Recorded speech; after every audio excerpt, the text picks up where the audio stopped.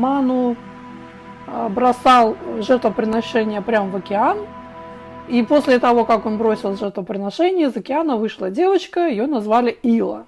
Потом он чихнул, и из этого чиха родился его сын Икшваку. Вот сын Икшваку впоследствии станет прародителем солнечной династии, обратите внимание, земных царей. А девочка Ила впоследствии станет прародительницей лунной династии. Итак, значит, родилась девочка Ила, и тут произошла такая ситуация. Из разных источников информация разная. По одной версии, девочку хотела только супруга Ману, а мальчика хотел супруг. И когда появилась девочка, супруг сказал: ой-ой-ой, верните все обратно, мне вообще-то нужен мальчик. И он стал уговаривать, чтобы они сделали все-таки из нее мальчика.